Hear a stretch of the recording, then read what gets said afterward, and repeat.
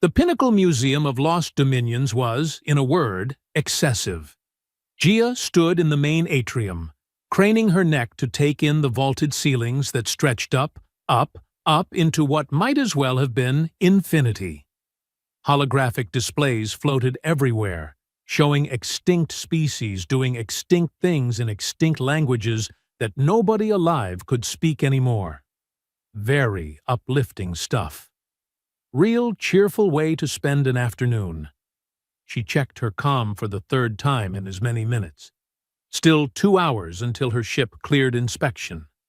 2 hours of mandatory waiting, while some bureaucrat with too many appendages poked around the Mockingbird, looking for cargo violations that didn't exist. Well, mostly didn't exist.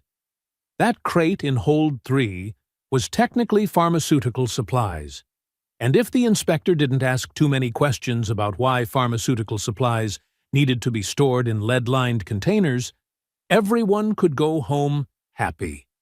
So here she was, killing time in a museum.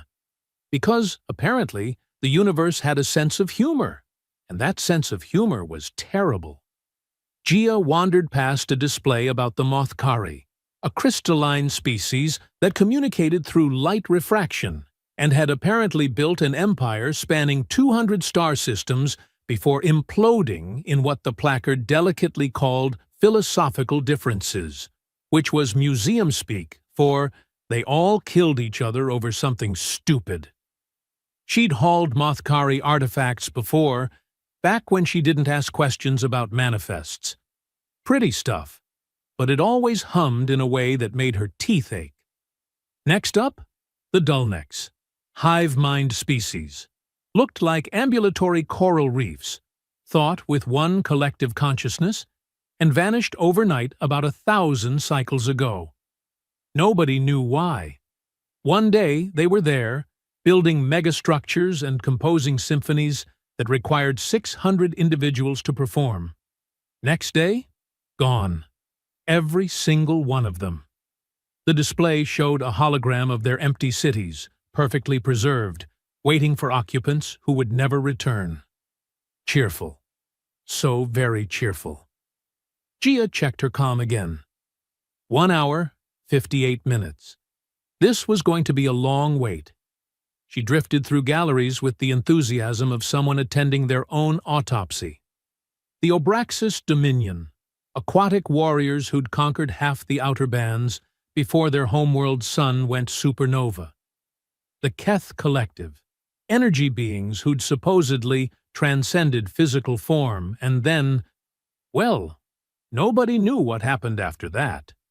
Transcended right out of existence, apparently. The museum was full of other visitors, mostly aliens with too much money and too much time. A family of Quilnari, tall, furred bipeds with 6 eyes, gathered around a display, their younglings chattering in high-pitched chirps. A pair of what looked like sentient gas clouds in containment suits floated past, their translation boxes emitting polite commentary about artistic movements nobody alive practiced anymore. Gia felt profoundly out of place. She was a cargo hauler. Her idea of culture was deciding which freeze-dried meal packet tasted least like recycled boot leather. She wore coveralls with oil stains that wouldn't come out no matter how many times she ran them through the cleaner. Her boots had magnetic soles for zero-G work and made an embarrassing clanking sound on the museum's polished floors. She should leave.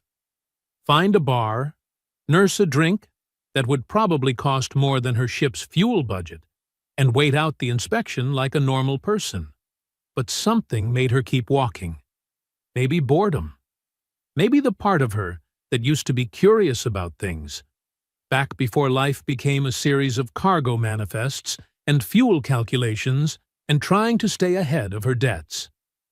She turned a corner into a smaller gallery, dimly lit compared to the others. The sign above the entrance read, "The Phantom Sovereignty, an empire lost to time." Catchy name. Probably meant it was extra boring. The gallery was almost empty. just her and an elderly Praxian couple examining a display case near the far wall. Gia wandered in, hands shoved in her pockets, not expecting much. The first display showed fragmented star charts, the kind of thing that made sense only if you had a degree in ancient cartography and too much patience. She moved past it. Next, pieces of what might have been armor, or maybe just decorative metalwork. Hard to tell with extinct civilizations. Half the time, their ceremonial tableware looked like weapons, and their actual weapons looked like modern art. Then she saw it. Her feet stopped moving. Her breath stopped working. Her entire world narrowed down to a single point. A banner, torn and faded, suspended in a preservation field. On that banner was a crest, a hawk, wings spread, clutching twin stars in its talons. The Dumont crest, her father's crest, her family's crest. Gia's hand went to her throat, where a small pendant hung beneath her shirt. She pulled it out with numb fingers. The pendant was old, scuffed, the chain replaced 3 times over the years. But the design was unmistakable. A hawk clutching twin stars. Identical. Her eyes snapped to the placard below the banner. She read it once, then again, because the first time her brain rejected the information as impossible. Military standard of the Phantom Sovereignty, an aggressive, expansionist empire that vanished approximately 300 cycles ago. Origin and fate unknown. Artifacts recovered from the umbral reach, Sector 88 Delta. 300 cycles. Her father had died 16 years ago. 16 years last month, to be exact. Mining accident in the belt, they'd told her. Quick and painless, they'd said, which was probably a lie, but a kind one. She'd been 12, and her world had ended in a burst transmission from her father's corporate overseer. But this crest, this exact crest, was supposedly from an empire that fell 3 centuries ago? Gia moved to the next. Display case, her heart hammering. Uniform fragments, the fabric preserved in stasis. The cut was military, no question. Rank insignia she didn't recognize, but the basic design language was human.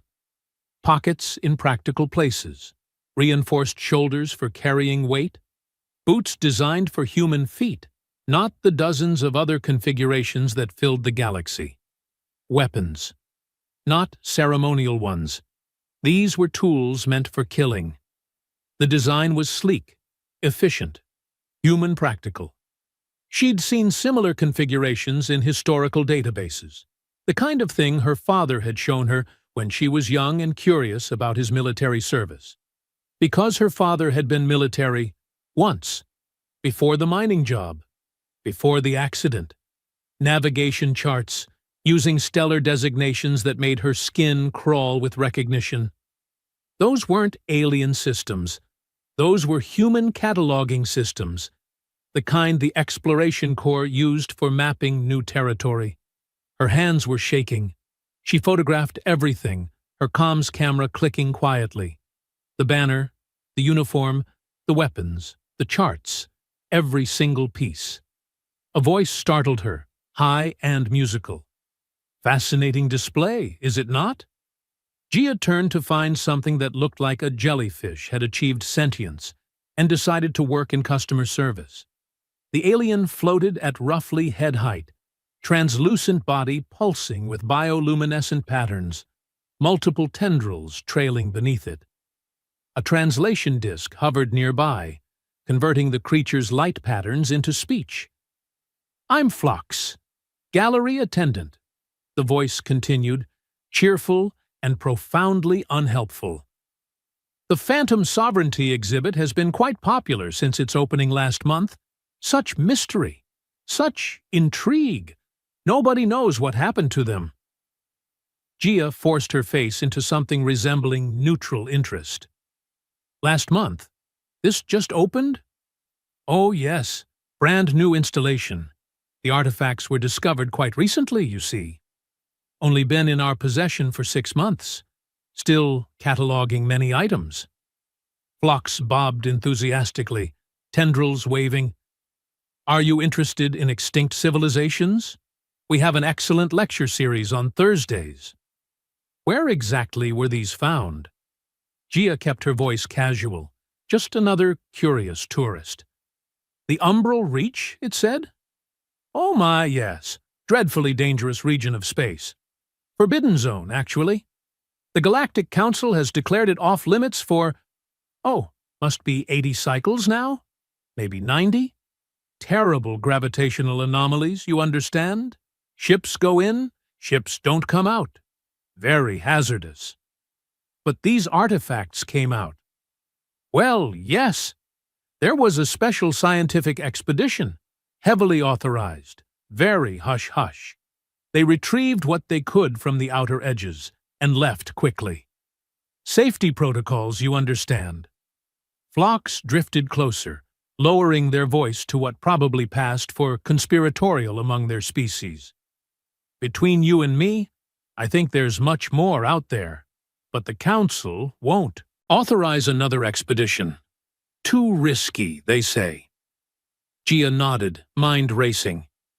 Do you know anything else about this phantom sovereignty? Where they came from? What they wanted? Oh, the mystery is part of the appeal. The placard tells you everything we know, I'm afraid. They appeared. They expanded aggressively. They vanished. Poof! Phlox made a gesture with their tendrils that might have been meant to indicate sudden disappearance. Gone without a trace. Well, except for these traces. But you know what I mean. Right, thanks. Enjoy the rest of your visit. Don't forget to stop by the gift shop on your way out.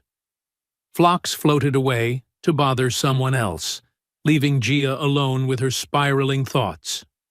She turned back to the banner, to the crest that had hung in her father's study for her entire childhood. He'd told her it was old family symbolism, passed down through generations. A reminder of where they came from, he'd said. A reminder to aim high and hold tight to what mattered. He'd never said it was from a 300-cycle-old empire. Because it wasn't. It couldn't be. Gia pulled up her comm, accessing files she kept in encrypted storage. Personal files. Things she'd never been able to throw away, even when keeping them hurt. There, a photo of her father, taken 2 years before his death. He stood in front of his mining vessel, the Prospect, grinning at the camera with that lopsided smile she'd inherited. And there, on his jacket, a patch, small, discreet, the hawk and twin stars. She zoomed in, compared it to the banner in front of her. Identical. Her father had died 16 years ago. These artifacts were supposedly 300 cycles old. Someone was lying. Either the museum's dating was catastrophically wrong, or someone had deliberately falsified the timeline. But why? Gia checked her comm. 1 hour, 30 minutes, until her ship cleared inspection. Plans changed. She wasn't going back to the Mockingbird, not yet. She needed answers, and those answers started with whoever had curated this exhibit. She photographed the placard, noting the curator's name. Dr. Coram, Chief Archaeologist of Extinct Civilizations. Time to have a chat with the good doctor. But first, she needed to go back to her ship's storage, to the locked box she kept in the captain's quarters. The box she hadn't opened in years because opening it meant remembering, and remembering hurt too much. Inside that box was her father's personal effects. The things they'd sent back after the accident. His insignia. His personal logs. His locket. The locket with the Dumont crest engraved on the front. Gia took one last look at the banner, committing every detail to memory. Then she turned and walked out of the gallery, her magnetic boots clanking against polished floors, her mind racing with impossible questions. Her father had kept secrets. Big ones.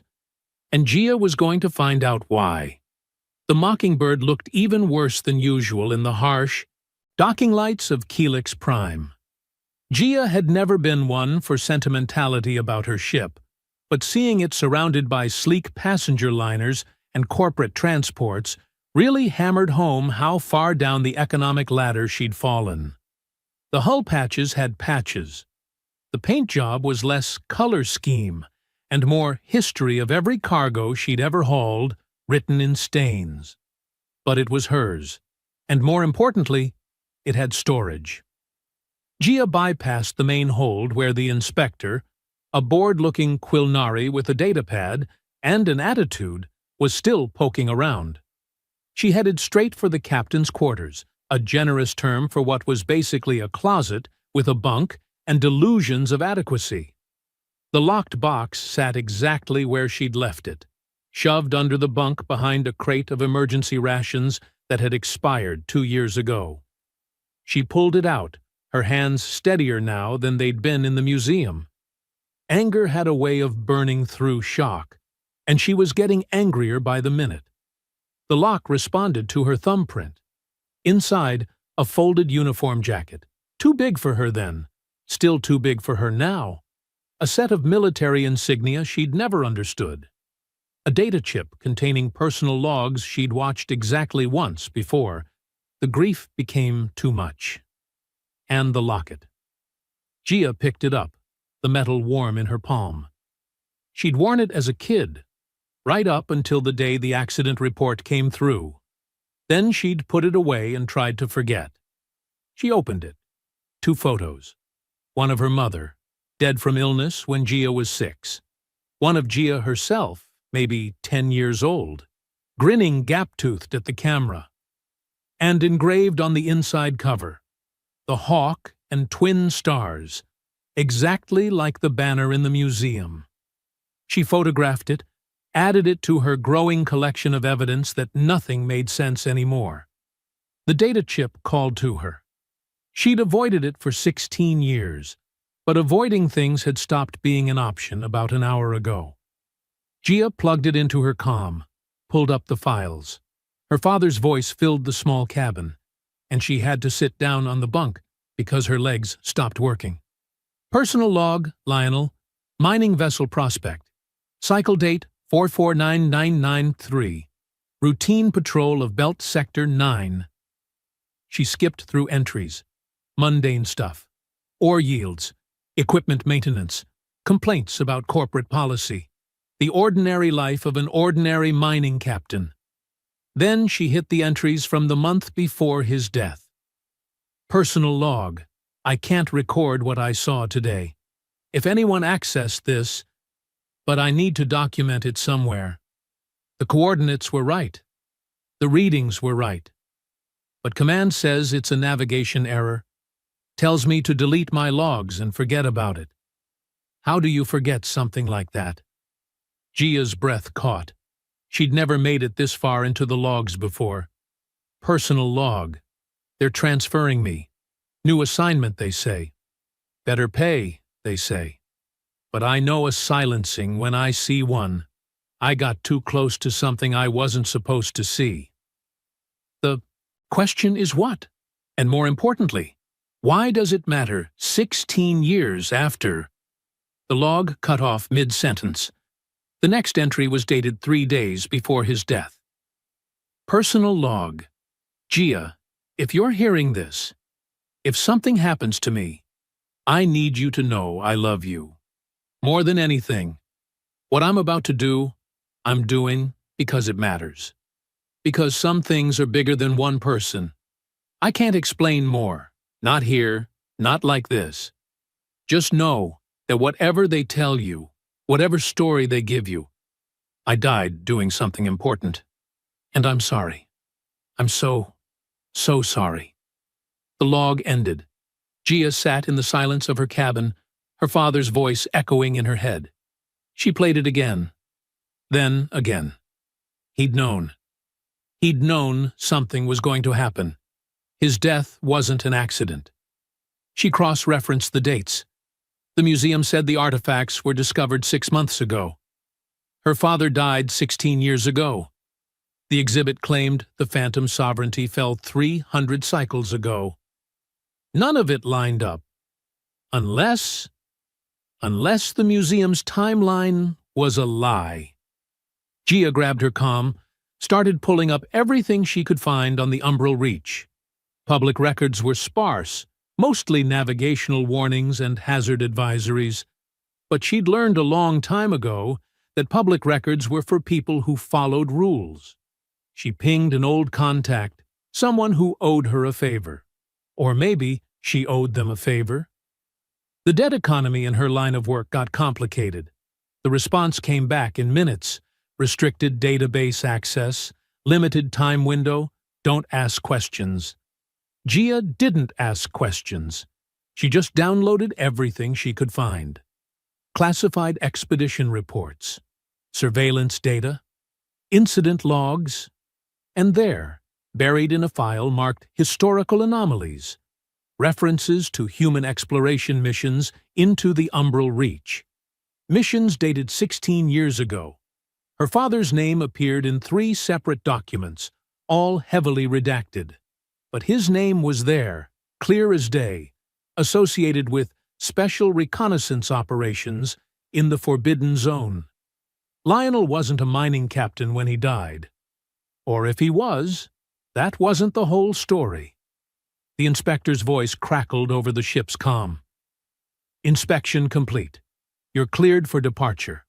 Try to keep your cargo legal next time. Gia barely heard it.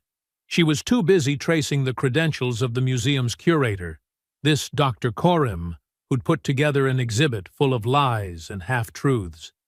His office was listed in the museum's public directory. Visiting hours ended in 20 minutes. Perfect. Dr. Corim's office was exactly what Gia expected. Organized chaos. 4 desks arranged in a square, because apparently having 4 arms meant you needed 4 separate workspaces. Each desk buried under data pads, artifact fragments, holographic displays showing archaeological sites from a dozen different worlds. The doctor himself was a Praxian, tall and reptilian, with scales that shifted from green to blue, depending on the light. All 4 of his hands were busy. 2 typing, 1 holding a cup of something that smelled like burnt plastic, 1 gesturing at a hologram of what looked like ancient pottery. He glanced up when Gia walked in, one eye ridge raising. "We're closed. Visiting hours ended." He checked a chronometer. 3 minutes ago. "Good thing I'm not visiting." Gia shut the door behind her. "I'm here about your Phantom Sovereignty exhibit." "Ah, wonderful! Did you enjoy it?" "We worked very hard on the display design, really tried to capture the mystery of where did the artifacts really come from?" Corim blinked, all 4 hands pausing mid-motion. The placard clearly states the umbral reach, Sector 88 Delta, scientific expedition, authorized by... Gia pulled out her comm, displayed the photo of the banner next to the photo of her father's locket. "Explain this." Corim leaned closer, his scales shifting to a darker blue. He studied the images, 2 hands setting down their work, the other 2 zooming in on details. Where did you get this?" "My father, who died 16 years ago wearing this exact crest. Not 300 cycles ago, 16 years. The curator's expression shifted from academic interest to something that looked like fear, then excitement, then back to fear. "Close the door." "It's already closed." "Lock it." Gia locked it. Corim set down his cup, all 4 hands coming together in what might have been a gesture of prayer or possibly panic. "Your father. His name?" "Lionel." "And you are?" "Gia. And before you ask, yes, I can prove it. Yes, this is real. And yes, I want answers." Corim paced, his tail swishing behind him in agitation. "I've been waiting for something like this, hoping for it, dreading it." Do you know what it's like to build your entire career on lies? Can't say that I do. I haul cargo. Pretty straightforward work. The dating is wrong, Karim said, his voice dropping to barely above a whisper. Deliberately wrong. The artifacts aren't 300 cycles old. They're recent. Some of them are barely 20 years old. So why lie? Because the Galactic Council panicked. Coram pulled up a holographic display, showing star charts of the umbral reach. 16 years ago, there was an incident. A Council survey ship detected energy signatures in the Forbidden Zone. Power generation, communications, life support systems, not ancient ruins, active installations. Gia's blood went cold. Human installations. Yes, humanity was supposed to be young, primitive, confined to known space.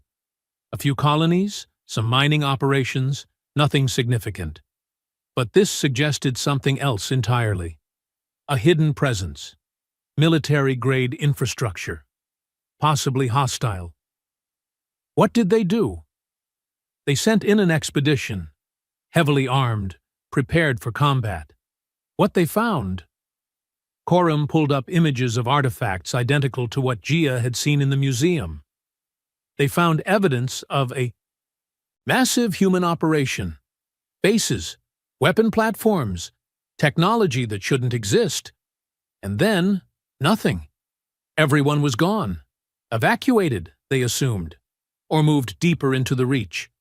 And the Council buried it. They fabricated the 300-cycle timeline to avoid panic, classified the real findings, turned it into a historical curiosity instead of an active threat. Karim's scales had gone fully dark now. I've been compiling real evidence for years, secret files, unauthorized analysis. I know I'm risking everything, but the truth matters. Show me. Coram hesitated, then pulled up restricted files. Fragmented transmissions from the umbral reach, energy signatures consistent with human settlements, active power generation. And there, buried in a file marked Audio Intercepts, Unverified, a transmission fragment. He played it. Static, interference, the crackling hiss of long-distance communication through impossible obstacles. Then a voice, distorted but unmistakable. Gia's hands gripped the edge of the desk. That was her father's voice. The transmission lasted 8 seconds. 8 seconds of static choked audio that turned Gia's world inside out for the second time in one day. Bastion 9 to command. We have confirmation of outer perimeter. Holding position until Dumont out. Dumont. Her father's voice saying their family name, 16 years after he was supposed to be dead. Gia played it again. Then again. Her hands weren't shaking anymore. They'd moved past shaking into some kind of numb autopilot. When was this recorded? Her voice came out flat, emotionless. Shock did that sometimes, stripped everything down to basics. Coram checked the file metadata, 2 hands scrolling through data while the other 2 nervously rearranged items on his desk. The transmission was intercepted 11 years ago, 5 years after the official record says your father died. Play it again. He did. Gia closed her eyes, listening past the static, past the distortion. That was him. The cadence, the slight rasp in his voice from years of breathing recycled ship air. The way he pronounced consonants just a bit too sharp, a habit from his military days. Her father had been alive 11 years ago. Maybe longer, maybe still. There's more, Coram said quietly. He pulled up additional files, his movements cautious like he was handling explosives. Energy signatures from multiple installations. Bastion 9 is just one designation we've identified. There are others. Bastion 3, Bastion 11, Bastion 16, all in the umbral reach. all maintaining minimal power output. We estimate there could be dozens. A whole network. Yes, and all human. Corim displayed a chart showing power consumption patterns. These aren't research stations or mining colonies. The energy profiles match military installations. Weapons platforms, long-range sensors, defensive systems designed to stay hidden and stay operational for decades. Gia stared at the data, her mind racing through implications. Humanity built a secret military empire in forbidden space, and nobody noticed? Oh, people noticed. The Council noticed 16 years ago, investigated, and then decided that pretending it was ancient history was safer than admitting a young species had outmaneuvered them. Corim's scales flickered with what might have been amusement. Your species has a talent for surprise. If my father was there 11 years ago, there might be records, station logs, personnel databases. Gia leaned over the desk, studying the star charts. You said Bastion 9. Do you have coordinates? Approximate ones. The umbral reach is a sensor nightmare. Gravitational anomalies, nebula interference, naturally occurring wormhole fragments. Getting exact positions is nearly impossible without being there in person. So let's go there in person. Corim's 4 eyes widened. All 4 hands stopped moving simultaneously. Absolutely not. The region is forbidden for good reason. Ships that enter the reach don't come back. The anomalies alone would tear most vessels apart, and that's before accounting for any automated defenses these installations might have. You just said there are ways through. The Council expedition made it in and out. They had military-grade shielding and a fleet of support vessels. You have a cargo hauler that looks like it's held together with optimism and faith.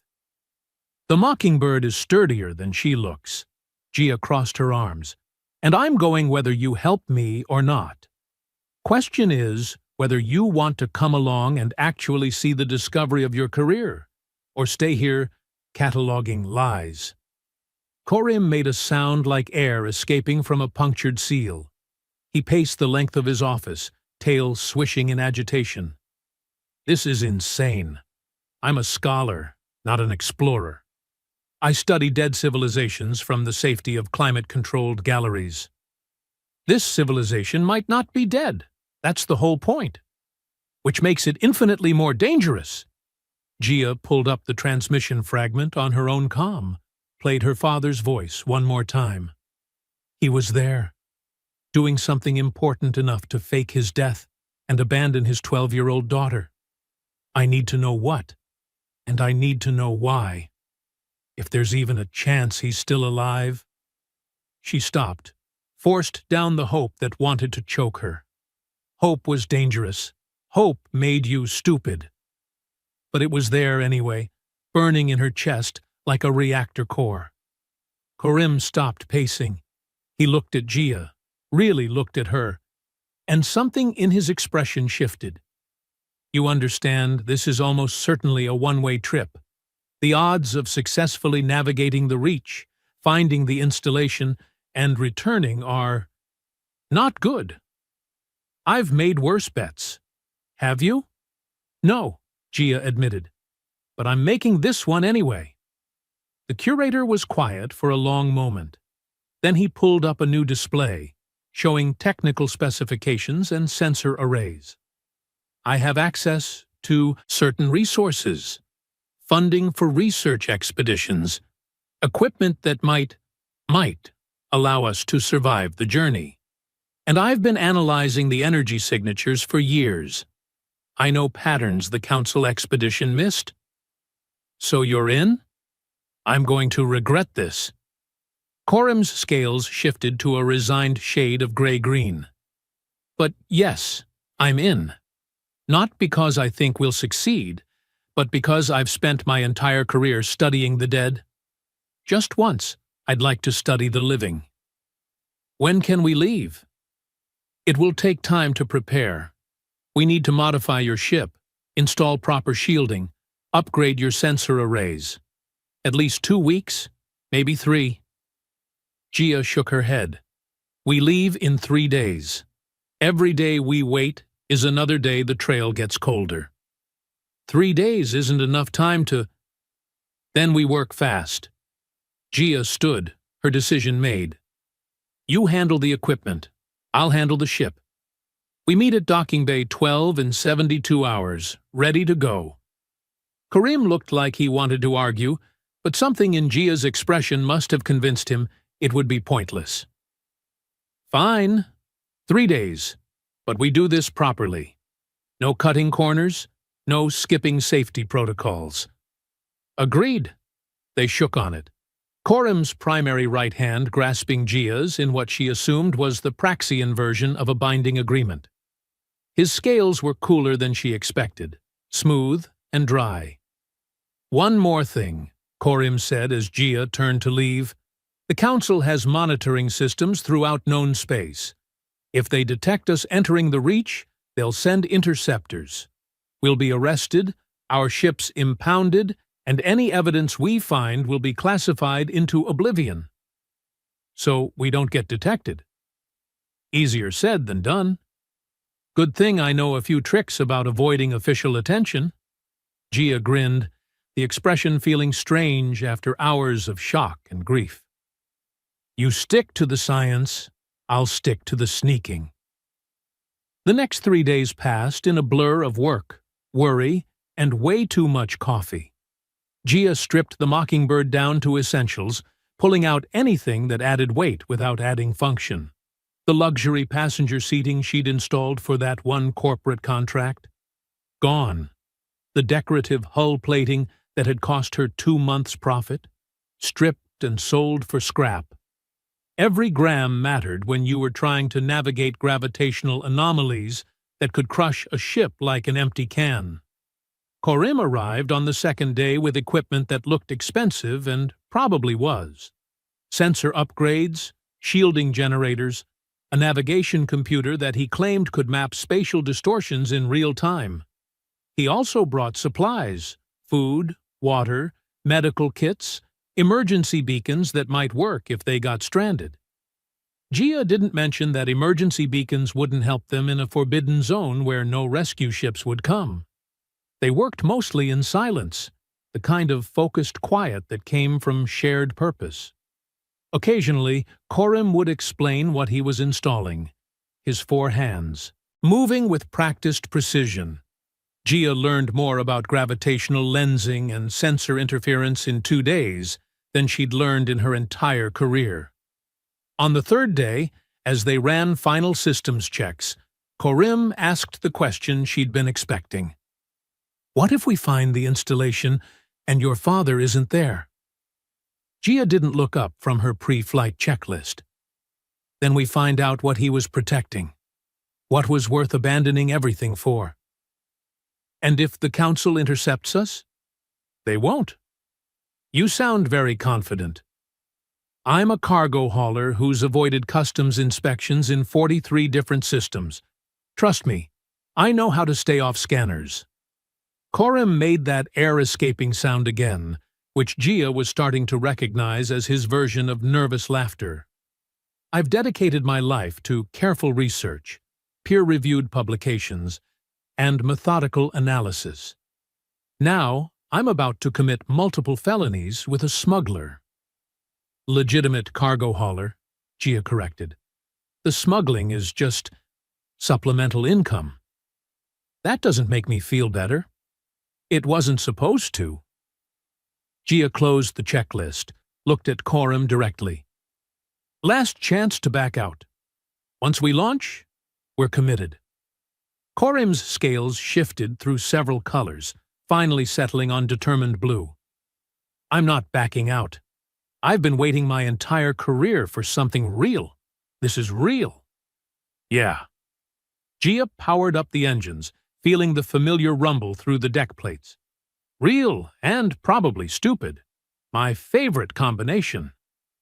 The Mockingbird lifted off from Helix Prime at dawn, slipping into traffic lanes with dozens of other ships.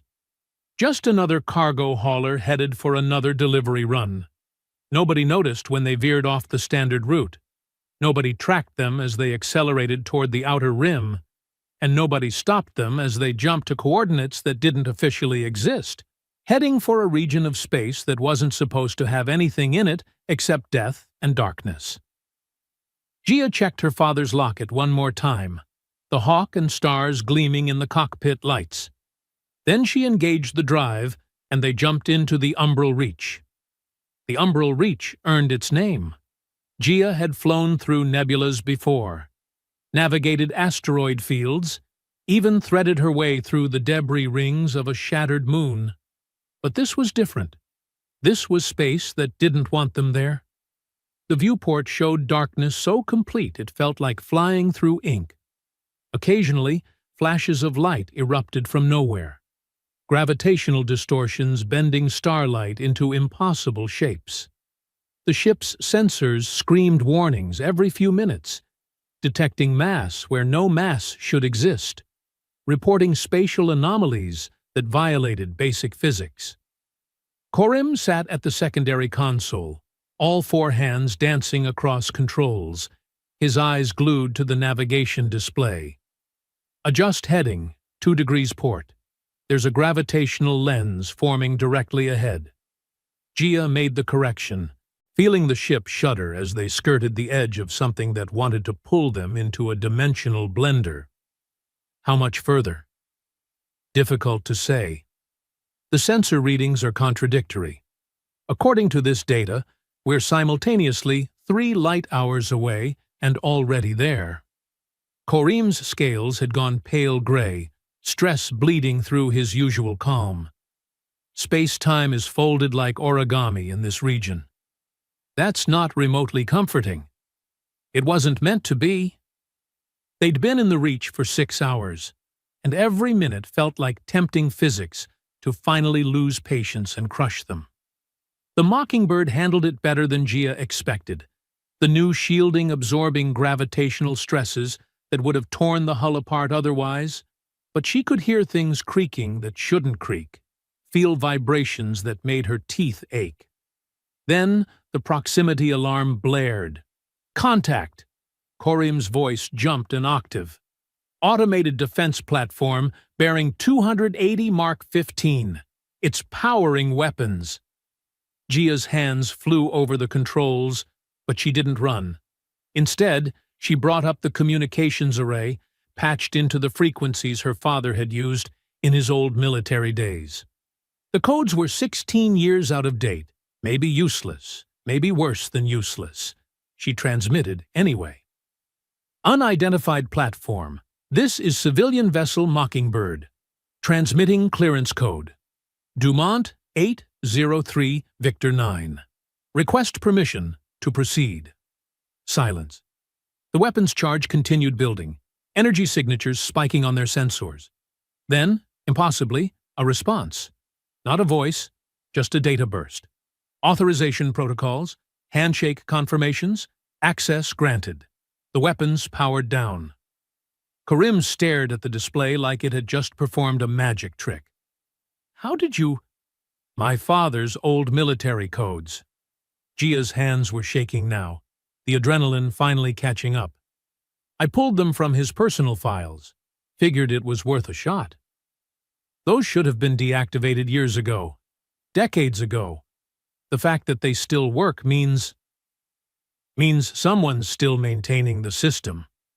Gia brought the ship forward, following the trajectory the platform had transmitted. Someone who knows those codes should still be valid. They flew deeper into the reach, following automated beacons that activated as they approached. Breadcrumbs left by people who'd expected someone to follow. The darkness gradually lifted, revealing something that made both of them go silent. Bastion 9. The installation was built into an asteroid the size of a small moon, its surface dotted with docking bays, sensor arrays, and weapon emplacements that could probably vaporize a battleship. Lights glowed in some sections, minimal power but definitely active. This wasn't a ruin. This was a base on standby, waiting. The docking protocols activated automatically, pulling the Mockingbird into a landing bay with magnetic grapples. Atmosphere flooded the bay, life support systems coming online. Like the station had been expecting visitors. Gia and Coram stood at the airlock, wearing emergency suits just in case. The station's atmosphere readings showed breathable air, Earth-normal pressure, but trusting readings had killed more people than outright disasters. The airlock opened. The interior was pristine. Clean corridors, functional lighting, everything maintained to military specifications. It looked like the crew had just stepped out for lunch and would be back any minute. But there was no crew. Just empty halls and the hum of life support. They explored for hours. Living quarters designed for thousands, all vacant. Command centers with stations for dozens of operators, all dark. Hydroponics bays capable of feeding a small city. Plants long dead, but systems still trying to grow them. Karim documented everything, his academic excitement warring with visible unease. This is incredible. The scale of this operation, the resources required. Humanity didn't just build a hidden outpost. You built a military infrastructure that rivals anything the Council has. Gia barely heard him. She was following instinct now, moving through the station like something was pulling her forward. Past crew quarters, past armories stocked with weapons she didn't recognize, past ready rooms and briefing halls, until she reached the central command core. The main computer was active, displays showing system status and power consumption. A single prompt glowed on the primary screen. Biometric authentication required. Gia placed her hand on the scanner. The system chimed. Dumont genetic markers recognized. Access granted. Welcome, Gia. The computer knew her name, had been waiting for her. Files cascaded across the displays, too many to process. Mission logs, personnel records, strategic assessments. And there, flagged for her specific attention, a personal message tagged with her father's credentials. She opened it. The holographic display activated, showing her father. Not the man she remembered from childhood, but older, harder, wearing a uniform she'd never seen, a commander's insignia on his shoulder, the Dumont crest prominent on his chest. Gia.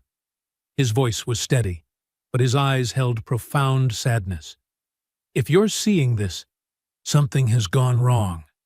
Either I'm dead, or the protocols have failed, or you've come looking when you shouldn't have. Knowing you. Probably the last one. Despite everything, Gia almost smiled. He'd known her well. I need to tell you the truth. 120 years ago, humanity detected something at the edge of explored space. An intelligence. Ancient, predatory, consuming. We called it the hungering lattice. It eats civilizations, Gia. Devours them completely. Leaves nothing but silence. And it was coming toward the galactic core. Toward all of us. The hologram showed star charts, projections of something vast moving through space, leaving dead systems in its wake. The Galactic Council couldn't be trusted with this information. They would have panicked, turned on each other, collapsed into infighting while the lattice approached. So humanity made a choice. We would prepare in secret, build defenses in hidden space, become the guardians that nobody knew they needed. Project Bulwark, her father continued, dozens of installations like this one, scattered throughout unexplored regions, weapons development, strategic reserves, observation posts watching for the lattice's return. We've been here for over a century, generations of us, protecting a galaxy that doesn't know we exist. Gia felt her worldview shattering for the third time in as many days. My death was staged so I could join Bulwark full-time. The threat was real, Gia. I'm sorry I left you. I think about you every day. But if I hadn't, if we all hadn't—" He paused, composing himself. "The lattice came. 8 years ago, advanced scouts reached the outer installations. We stopped them, pushed them back, but the cost was high." The hologram flickered, and when her father spoke again, his voice was rough with emotion. "If you're seeing this, final protocols have activated. All personnel have been relocated to Bastion Prime, the primary stronghold. The coordinates are encrypted in your genetic profile. The computer will give them to you. But Gia, you need to understand. Joining Bulwark means leaving everything behind. Your old life ends. You become part of something bigger, something that can never be acknowledged." He leaned closer to the camera, and for a moment, he looked exactly like she remembered. "I love you. I'm proud of you. And I'm sorry. The choice is yours." The hologram ended. Gia stood motionless, Coram silent beside her. The computer chimed softly, displaying a single question. "Access Bastion Prime coordinates?" Before she could answer, the station's communication array activated. An incoming transmission, live and real-time. A woman's voice filled the command center, crisp and authoritative. "Unidentified vessel. This is Commander Hicks at Bulwark Operations. We've been tracking your approach since you entered the Reach. Impressive navigation, by the way. Most people don't make it past the first gravitational lens." Gia found her voice. "Commander Hicks, my name is Gia. I'm looking for information about my father, Lionel." A pause, longer than transmission lag would account for. "Lionel was a good man, a good commander. I served with him for 6 years. Was?" Another pause. "I'm sorry, Gia. Lionel died 8 years ago defending Bastion 6 against Lattice incursion forces. He saved 4,000 people that day. Died a hero protecting billions, who will never know his name." The grief hit like a physical blow. Part of her had hoped, despite everything, that he might still be alive. That hope died now, finally and completely. But in its place, something else grew. Understanding, maybe. Or purpose. "The lattice," Gia said. "Is it still out there?" "Dormant, scattered, waiting. We pushed them back, but they're not gone. They're never truly gone. Which is why Bulwark continues. Why we need people willing to stand watch while everyone else sleeps safely." Gia looked at Coram. The curator's scales had cycled through every color in his emotional spectrum and settled on something like awe mixed with terror. "I can't join you," Coram said quietly. "I'm sorry, but this is too much. I'll return, falsify my research, bury the evidence. Because you're right, the truth would cause panic. Sometimes lies protect more than they harm." Hicks's voice softened. "We understand, Dr. Coram. Thank you for bringing Gia to us. A transport will arrive within the hour to take you back to the Mockingbird." Coram looked at Gia. "What will you do?" She thought about her father, about the life he'd given up, about the boring cargo runs and meaningless days she'd been living for 16 years, about purpose and meaning, and doing something that mattered, even if nobody ever knew. "I'm going to finish what he started.